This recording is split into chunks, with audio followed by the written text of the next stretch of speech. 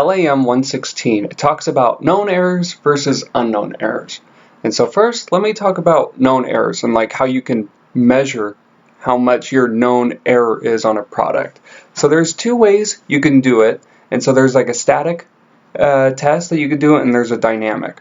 And so for the static, you just look at, it's kind of like it's the balance sheet kind of view. And so if you have a number of policies that's right here, actually. But then if you compress your model and you do your projections, but your model starts with the number of policies up here or down here, you know it's wrong. And then so you can measure your known error in that way. And then you could do a policy count, you could do your amount of starting reserves, that's probably more common.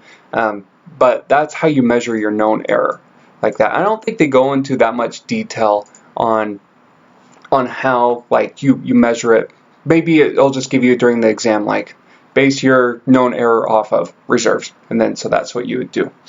And then for your dynamic, which is more of an income statement kind of view, kind of think about it with if you have like a projected amount of expenses coming up to your current time like this, and this is what your trend is, and then it immediately has a trend of like it starts right, so that's fine, but then it immediately just has your expenses go down like this, then you know there's some error right there. And so that's how you measure your known error.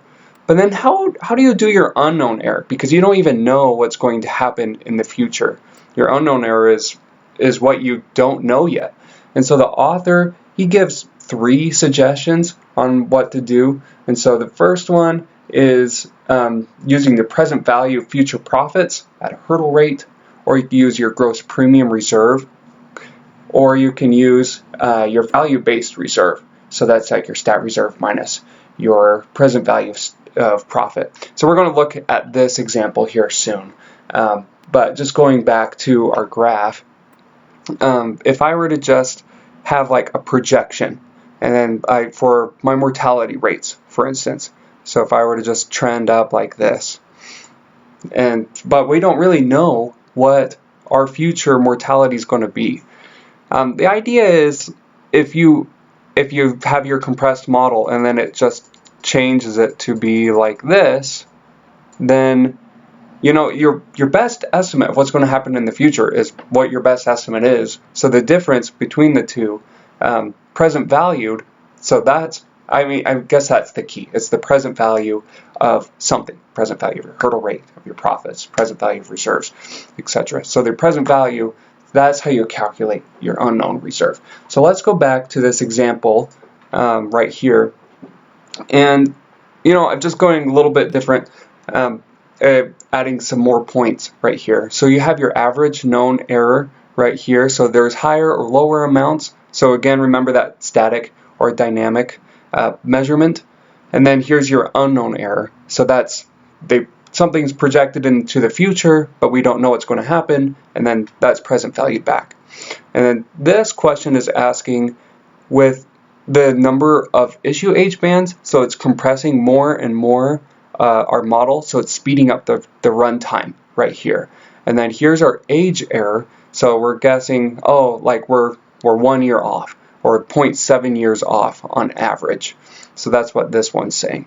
And then here's your average known error and your unknown error. So this is saying, which one would you consider? Well, immediately my eyes go to the ones that are the smallest. So the age error right here, the 0.1, and then the 0 right here. So immediately 1 and 4 are ones I would suggest because the age error is small, known error is smaller, and the unknown error is smaller. Depending what the company really cares about as being important, maybe it's the known error, maybe you're not as sure on the projections of the future, so maybe you would weight this one less and you would consider the known error being down. I personally would consider case 4 just because it compresses your model so much more, and your unknown error and your known error are so small.